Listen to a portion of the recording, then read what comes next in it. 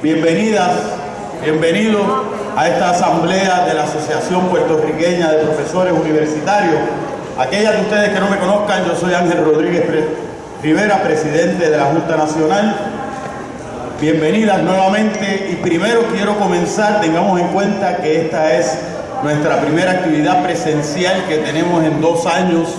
Hace 2 años tuvimos una asamblea y de ahí nos encerramos debido a la pandemia, así que yo quiero comenzar porque nos demos un aplauso grande, porque esto es un ejercicio de militancia, el simple hecho de que estemos aquí y el simple hecho de que estamos retomando nuestros espacios deliberativos y de participación democrática. Hoy es, primero que todo, 12 de marzo. Me parece una fecha bien importante, y es bien importante porque hoy conmemoramos, ayer conmemoramos, debo decir, 50 años de una de las gestas más importantes, de uno de los procesos políticos más importantes que se ha dado precisamente aquí en este recinto de Río Piedra. Esos sucesos del 11 de marzo, de cientos, miles de jóvenes luchando en contra de un servicio militar obligatorio que toma una importancia medular en este momento histórico, donde tenemos todavía acciones de guerra, acciones imperialistas, intervenciones indebidas, intervenciones que es lo peor que puede pasar. Y por si acaso me refiero a la intervención rusa, independientemente de lo que yo piense y cómo lo evalúe de alguna manera, la intervención imperialista se debe rechazar de todas maneras. Y esos sucesos del 11 de marzo, de esos compañeros y esas compañeras en aquel momento, era un ejemplo de eso, y me parece bien importante que en esta asamblea de hoy los recordemos de esa manera. También acabamos de pasar el 8 de marzo, Día Internacional de la Mujer Trabajadora. Y dentro del contexto universitario que nosotros tenemos, el 8 de marzo, Día Internacional de la Mujer Trabajadora, adquiere una importancia particular. Adquiere importancia particular porque la Universidad de Puerto Rico ha sido y sigue siendo un espacio feminizado. Es un espacio que aquellos de ustedes que recuerden, la primera clase graduanda de la Universidad de Puerto Rico fue 70% femenina. 70% femenina. En este momento, entre 65 a 75% del cuerpo estudiantil en la Universidad de Puerto Rico son mujeres. Es decir, que las mujeres son fundamentales dentro de la universidad, pero precisamente porque son fundamentales, no podemos obviar dentro del contexto que se da esta feminización. Dentro de este contexto de un país donde la pobreza tiene género, donde la pobreza es feminizada, y donde las mujeres, para poder llegar y advenir a espacios laborales de buena remuneración, necesitan grados universitarios, cuando los hombres no necesariamente lo tienen por una brecha laboral y salarial que existe entre hombres y mujeres. Es decir, que cuando se dan los ataques frontales, cuando se dan los ataques directos, cuando se trata de eliminar la posibilidad de una universidad buena, de una universidad accesible, de una universidad de calidad, no es un ataque en el abstracto, es un ataque precisamente a esas condiciones de vida que tienen las mujeres en Puerto Rico. Eso es fundamental, y no podemos dejar pasar otra celebración, otra conmemoración del 8 de marzo, Día Internacional de la Mujer Trabajadora, sin traerlo al contexto universitario y cómo la universidad es fundamental para tratar de salir de esa brecha y de esa feminización de la pobreza que tenemos en Puerto Rico. Atacar a la universidad es atacar a las mujeres de manera directa. Atacar en la universidad es seguir condenando a las mujeres en Puerto Rico a la pobreza. Atacar a la universidad es establecer que las condiciones que podrían permitir eliminar esa pobreza se eliminan. De ahí la importancia, entre otras cosas, de defender a la universidad. Estas condiciones pandémicas que llevamos 2 años ya también tienen género. En 2 años se ha reducido 30% la cantidad de mujeres en la docencia en Puerto Rico. 30%. Porque a pesar de que la enfermedad, pueden decir que no ataca a todo el mundo, las condiciones sociales periféricas a esa enfermedad sí tienen características de género. Y eso es importante, y por eso es que estamos aquí. Por eso es que necesitamos la lucha constante, militante y permanente con respecto a las mejores condiciones y a la mejor universidad. Le dedico esta asamblea porque lo planteé en el aniversario que tuvimos hace unos meses, pero lo planteo aquí de manera directa. Me parece fundamental. En noviembre pasado se celebraron 40 años de la huelga estudiantil en el recinto de Río Piedra fundamentalmente. Aquí hay gente que estuvo en esa huelga, ¿verdad? Levanten la mano los que estuvieron en esa huelga. Eso fue en el 1981. Y fueron muchos meses y muchos macanazos pero fue un momento fundamental en la historia de Puerto Rico, en la historia de las movilizaciones políticas que se dieron en Puerto Rico. Así que yo quiero que nos pongamos de pie y le demos un aplauso a toda esa militancia que todavía está aquí, y yo quiero que esta asamblea se la dediquemos a esas compañeras y a esos compañeros.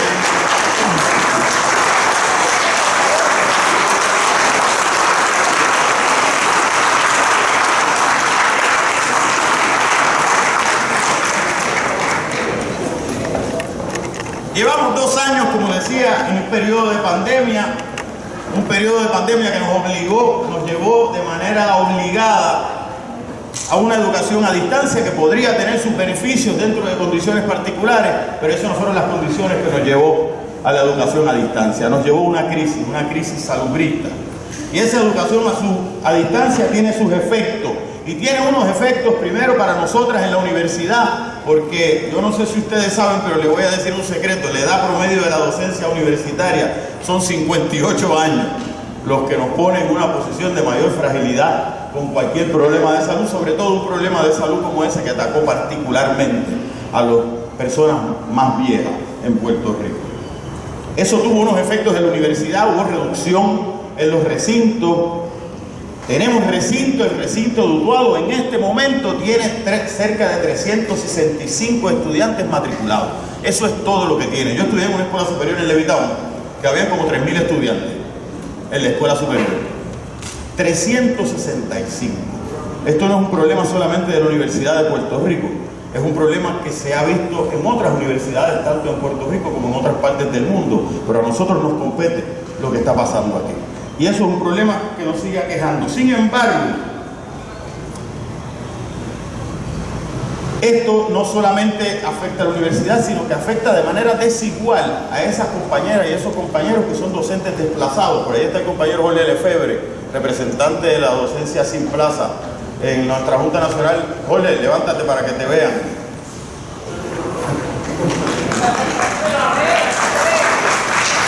Jorge, te robaste el aplauso yo no lo pedí, ¿sabes? Afecta de manera distinta porque la soga sigue cortando por lo más fino, y esas compañeras y esos compañeros son los más finos de la soga.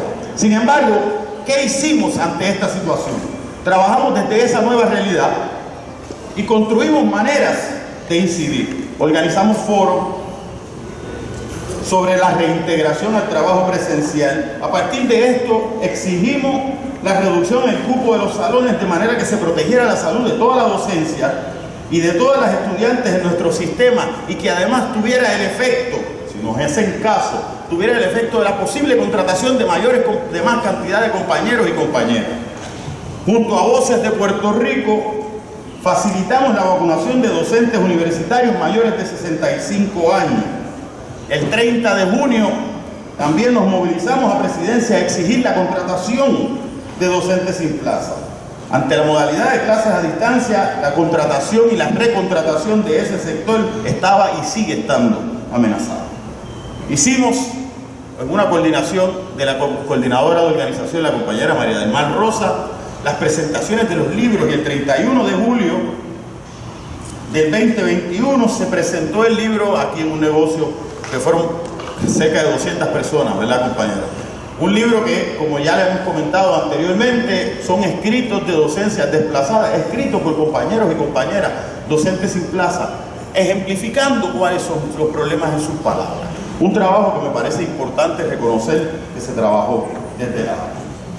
No solamente se presentó esa presentación, se hizo esa presentación nacional, se presentó en múltiples recintos, y este proyecto refleja la importancia medular que tiene para la APU en este momento ese sector de la docencia desplazada. El 47% de toda la docencia de la Universidad de Puerto Rico en este momento es docencia sin plaza. 47% de toda la docencia de la Universidad de Puerto Rico es docencia sin plaza. Y a mí me parece importante que recordemos ese número. 47% de toda la docencia es docencia desplazada. eso incide sobre su vida, incide sobre sus condiciones de trabajo, e incide sobre la universidad, e incide sobre las condiciones de trabajo de aquellas que son docentes regulares. Además del trabajo que hicimos con respecto a la docencia desplazada, también hemos trabajado con respecto a nuestro sistema de retiro, que sigue estando bajo amenaza.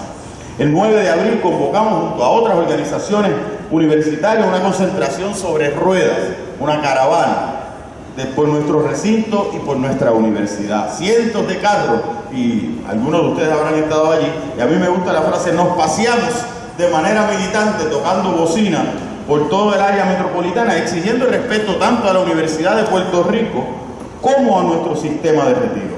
Trabajamos también junto a otros sectores de la comunidad universitaria en la creación del proyecto de la Cámara 119 para defender la ley del sistema de retiro de la Universidad de Puerto Rico.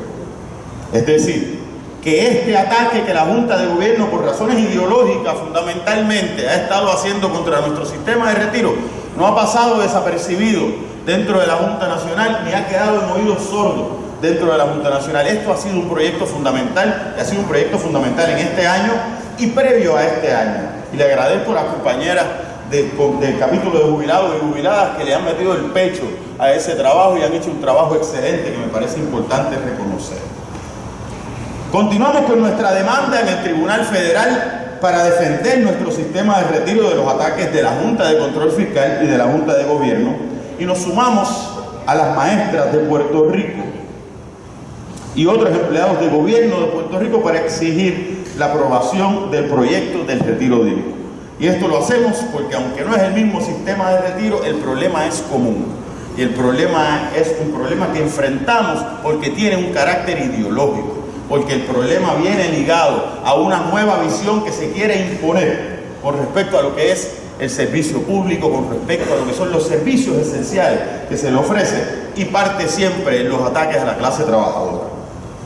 Hemos hecho trabajo sindical junto a otras organizaciones, participamos de manera importante en la pasada celebración del 1 de mayo en el medio de la pandemia, una de las manifestaciones masivas más importantes que se hicieron en el medio de la pandemia, una caravana que salió de distintos puntos en el área metropolitana, que fue un éxito rotundo, y la ABU tuvo una participación importante tanto en la organización como en la participación en ese proceso.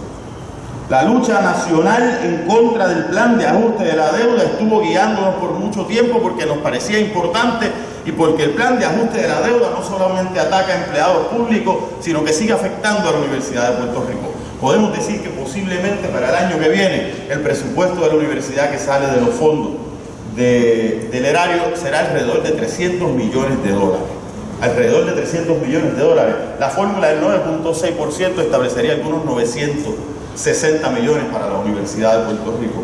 Por eso, ese plan de ajuste de la deuda teníamos que oponerlo. Por eso hicimos gestiones junto a otros sectores. Y nos opusimos también a la privatización de la Autoridad de Energía Eléctrica y participamos en todas las actividades alrededor de esa oposición a lo que es el contrato de Luma y la privatización de la Autoridad de Energía Eléctrica por lo mismo.